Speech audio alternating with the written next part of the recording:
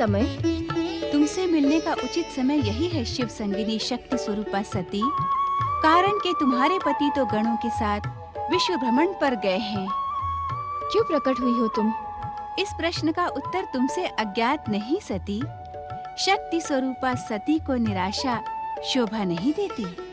इस निराशा का कारण तुम भली भांति जानती हो। श्री महागणेश की इच्छा अनुसार तुम अगले मानवीय जन्म में ही उनकी माता बनने का गौरवपूर्ण सम्मान प्राप्त कर सकोगी। तो अब इस जीवन का शेष उद्देश्य क्या रह गया है? शिव संगिनी सती, क्या तुम्हें इस प्रश्न का उत्तर ज्ञात नहीं? जानकर भी जानने की इच्छुक नहीं हूँ। जानना तो होगा ही सती, क्योंकि तुम्हारा ये प्रश्न शीघ्र ही उत्तर के रूप में तुम्हारे सन्मुख प्रकट होने वाला है।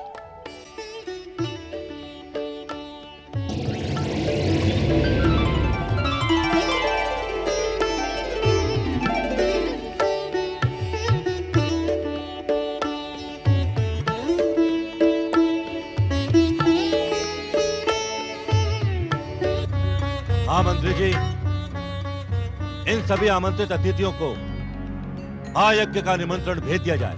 जो आज्ञा पृथ्वी सम्राट। और स्मरण रहे, इस सूची के अतिरिक्त अन्य किसी व्यक्ति को आमंत्रण भेजने का दुस्साहस न किया जाए। आप निश्चिंत रहिए पृथ्वी सम्राट, आपकी आज्ञा का पालन होगा।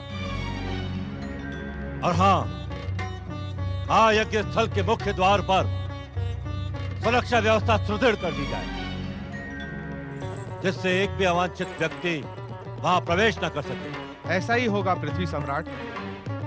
अब आप जाएं और महायज्ञ स्थल की समस्त व्यवस्था का स्वयं निरीक्षण करें। जो आज्ञा पृथ्वी सम्राट। पृथ्वी सम्राट प्रजापति दक्ष की जय। पृथ्वी महारानी वीरनी की जय। स्वामी, आप महायज्ञ में शिव सती को आमंत्रित क्यों नहीं कर रहे हैं? क्योंकि शिव और सती इस महायज्ञ में आमंत्रण के योग्य ही नहीं है। ये आप क्या कह रहे हैं स्वामी? वे आपके जामाता और पुत्री हैं। हाँ। भूत पिशाचों से सेवा करवाने वाले उस श्मशान वासी का ब्राह्मणों की महासभा में क्या काम? और सती ने तो हमारे साथ विश्वासघात किया है, उसका दंड उसे भोगना ही पड़ेगा। स्वामी, जो बिंद गया वो मोती। बीती बातों को भूल जाए स्वामी। भुला दें? ऐसे भुला दें महारानी? हम भुला दें? अपने अपमान को भुला दें?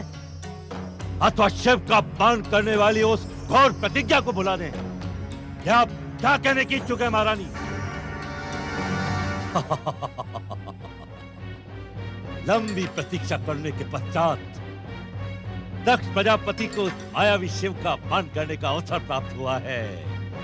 स्वामी, शिव सती के विरुद्ध ये निर्णय उचित नहीं है। महारानी, हमारे निर्णय पर प्रश्न उठाकर आप हमारा अपमान कर रही हैं। सावधान! दक्ष प्रजापति के क्रोध का परिणाम आपके हित में न होगा। स्वामी,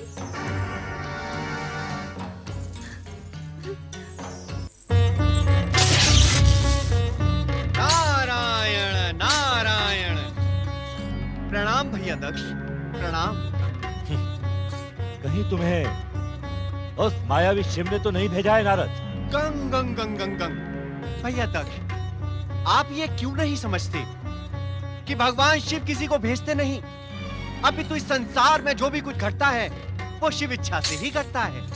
अच्छा अच्छा अच्छा, अर्थात हमारे महायज्ञ में हमने उसे आमंत्रित नहीं किया है और उसके घोर अपमान की योजना बनाई है, वो भी उसी की इच्छा है। ये शिव इच्छा नहीं, शिव लीला है, जिसका अर्थ आप कदापि नहीं समझ सकते। तुम जैसे चाटुकारों ने शिव को देवता बना दिया है नारद। मुझे तो श्मशान में वास करने वाला और भूत पिशाचों से सेवा करवाने वाला किसी योग्य दिखता ही नहीं। यदि नेत्रों पर क्रोध एवं अहंकार का आवरण पड़ा हो तो किसी भी व्यक्ति को उसकी योग्यता दिखाई ही नहीं पड़ेगी। नारायण नारायण। नारद, फिर क्रोध को जागृत करने का दुस्साहस न करो। अन्यथा परिणाम तुम्हारे हित में न होगा। नारायण नारायण, परिणाम के भय से ये नारद अपना जन कल्याण का कार्य नहीं छोड़ सकता भैया दक्ष। नारद, मैं तुम्हारी जन कल्याण की भावना से भली भांति परिचित हूं। यदि दक्ष महल में तुम्हारा जन कल्याण पूर्ण हो गया हो तो शीघ्र यहां से प्रस्थान कर जाओ। नारायण नारायण, काम, क्रोध, मोह, लोभ और अहंकार के इस भयानक वातावरण में नारद की एक क्षण भी रुकने की इच्छा नहीं है भैया दक्ष। किंतु आप मेरे भ्राता हैं, इसीलिए आपको दो बातों का स्मरण कराना, दो महत्वपूर्ण बातों का मेरा कर्तव्य है।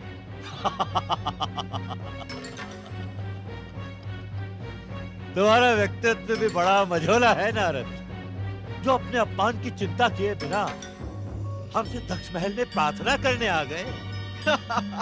नारायण नारायण, यही तो नारद की जन कल्याण की भावना है, जो अपने अपमान के लिए नहीं, दूसरे के कल्याण के लिए चिंतित रहती है। नारद, मुझे तुम्हारी दीनता पर अरदास करने का मन होता है। कहो, क्या प्रार्थना करने आए थे तुम? प्रार्थना नहीं भैया दक्ष, आपको स्मरण कराने आया हूँ। स्मरण, नियंता की कृपा से आपको अपने इस महायज्ञ से अपने भयंकर पापों को पुण्यों में बदलने का महान अवसर प्राप्त हुआ है। नारद, कह लेने दे भैया दक्ष, कह लेने दे। यदि नहीं कहा तो ये संसार नारद की जन कल्याण की भावना पर प्रश्न चिन्ह लगाएगा। दो महत्वपूर्ण बातों का स्मरण रखना भैया दक्ष। एक तो महायज्ञ प्रारंभ होने से पूर्व प्रथम पूज्य श्री महागणेश की अग्र पूजा करना। दूसरी, यज्ञेश्वर शिव तथा सती माता को स्वयं जाकर आमंत्रित करना। नारद, शीघ्र से प्रस्थान कर जाओ, अन्यथा हमारा श्राप तुम्हें भस्म कर देगा। नारायण नारायण, भैया दक्ष, यदि आपका श्राप मेरे योग्य होगा ही नहीं तो श्री महागणेश की कृपा से वो मुझे स्पर्श भी नहीं कर पाएगा। दुष्ट नारद! भैया दक्ष, क्रोध स्वास्थ्य पर प्रतिकूल प्रभाव डालता है। नारायण नारायण, संसार में वो कार्य सिद्ध हो ही नहीं सकता जो महाशक्तियों के प्रति द्वेष भावना से आयोजित किया जा रहा हो। नारायण नारायण।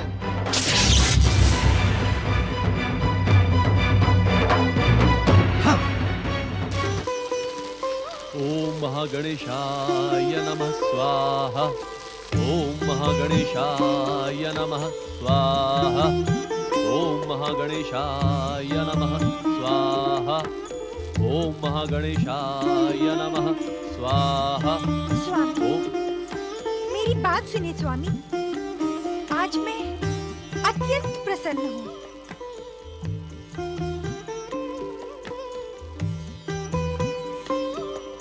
हम तुम्हारी प्रसन्नता जानने को उत्सुक हैं सुमुखी। स्वामी, मेरे गर्भस्थ पुत्र ने जानते हैं मुझसे क्या कहा? क्या कहा दीदी? उसने कहा, मैं तुम्हारी हर इच्छा पूर्ण करूंगा माता। माता पिता की इच्छा पूर्ण करना पुत्र का कर्तव्य होता है दीदी। पिता नहीं, मात्र माता।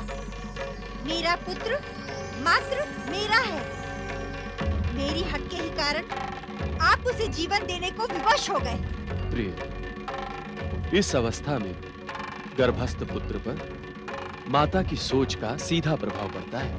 मैं आपसे परामर्श प्राप्त करने नहीं, अपनी प्रसन्नता बांटने आई थी। दक्ष प्रजापति की पुत्री दिति को किसी भी ज्ञान या परामर्श की आवश्यकता नहीं है। मेरा आपसे अपनी प्रसन्नता बांटना ही अनुचित था। नारायण नारायण नारायण, श्रीमन नारायण नारायण नारायण, नारायण नारायण। परम देव श्री महागणेश की जय। जय। देवर्षि नारद प्रणाम। कश्यप आश्रम में आपका स्वागत है देवर्षि। पधारें। सावधान ऋषिवर, सावधान। सदा प्रसन्न तथा आनंदित रहने वाले देवर्षि नारद, आज आप किस मुद्रा में हैं? ऋषिवर, आज मैं आपको पृथ्वी लोक की भावी घटनाओं से सावधान करने ही आया हूँ। पृथ्वी लोक की भावी घटनाओं से? मैं कुछ समझा नहीं देवर्षि। ऋषिवर, क्या आपने दक्ष प्रजापति के महायज्ञ का समाचार नहीं सुना? हमने सुना तो अवश्य है देवर्षि कि दक्ष प्रजापति परम पिता ब्रह्मा जी के नेतृत्व में एक महायज्ञ का आयोजन कर रहे हैं। नारायण नारायण। अब आप इससे आगे की कथा मुझसे सुनिए। आगे की कथा? मैं कुछ समझा नहीं देवर्षि। ना ना ना ना ना, भैया दक्ष के स्वभाव को जानने वाला उनकी कथाओं को लेकर चकित नहीं होता ऋषिवर। नारायण नारायण। पहेलियों की भाषा का प्रयोग करके बात का बतंगड़ न बनाए देवर्षि। जो कुछ भी कहना है स्पष्ट कहें। स्पष्ट? स्पष्ट कहूं देवी? कह दूं ऋषिवर? तो स्पष्ट सुने देवी कि बात का बतंगड़ तो अब बनने वाला है। आपके पिता दक्ष प्रजापति ने परम देव श्री महागणेश की अग्र पूजा ना करने का एवं यज्ञेश्वर शिव तथा सती को नामंत्रित करने का निर्णय ले लिया। नारायण नारायण। गंग गंग गंग। ये अहंकार दक्ष प्रजापति का पीछा कब छोड़ेगा देवर्षि? अहंकारी कहकर आप मेरे पिता का अपमान कर रहे हैं स्वामी। नारायण नारायण। देवी दीदी, जो स्वयं परम देव श्री महागणेश का एवं यज्ञेश्वर शिव जैसी महाशक्ति का अपमान करने का इच्छुक हो, हम उसका अपमान क्या करेंगे? उसका तो संसार अपमान करेगा। नारायण नारायण। देवर्षि, मेरे पिता का अपमान करने वाला अभी जन्मा ही नहीं है। देवर्षि नारद अदृश्य हो चुके हैं दीदी।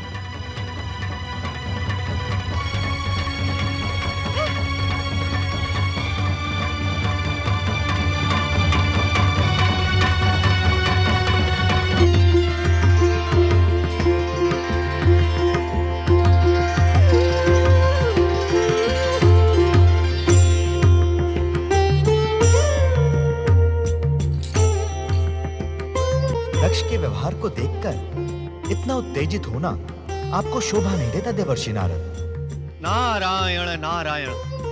हे परमदेव श्री महागणेश, मैं दक्ष के व्यवहार को देखकर उत्तेजित ही नहीं, व्यथित भी। देवर्षि, ये तो अहंकार का स्वभाव है, जो अपने सम्मुख किसी की गरिमा को स्वीकार नहीं करता। अर्थात प्रभु? अर्थात दूसरे की गरिमा तथा प्रभुता को स्वीकारने वाला कभी अहंकारी हो ही नहीं सकता। हे सर्वेश्वर, भैया दक्ष मात्र अहंकार का ही प्रदर्शन नहीं कर रहे हैं, अपितु वे तो महाशक्तियों का अपमान भी कर रहे हैं। ये अहंकार की चरम सीमा है देवर्षि, जो दक्ष के सर्वनाश का कारण बनेगी। अर्थात भैया दक्ष का सर्वनाश निकट है प्रभु। देवर्षि, हमारे उत्तर में अपने प्रश्न को ढूंढने का प्रयास ना करें। गंग गंग गंग गंग गंग गंग। प्रभु, आप तो हर समस्या का समाधान है, हर प्रश्न का स्वयं उत्तर है। आपके उत्तरों में प्रश्न खोजना असंभव है प्रभु।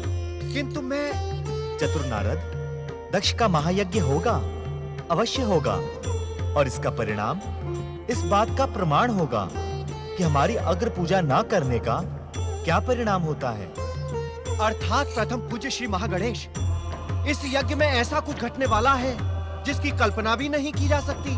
हमारी अग्र पूजा ना करके तथा यज्ञेश्वर शिव का अपमान करने के कारण दक्ष को महागणेश के क्रोध तथा शिव शक्ति का ज्ञान हो जाएगा। किंतु प्रभु, भैया दक्ष ने तो शिव शक्ति विवाह में भी आपकी अग्र पूजा नहीं की थी। उसका दंड भी आज दक्ष को भोगना ही पड़ेगा। तो क्या आज शिव शक्ति विवाह में? जिज्ञासा में ही सब कुछ जान लेने के स्थान पर आप स्वयं जाकर घटनाओं के साक्षी बनिए नारद।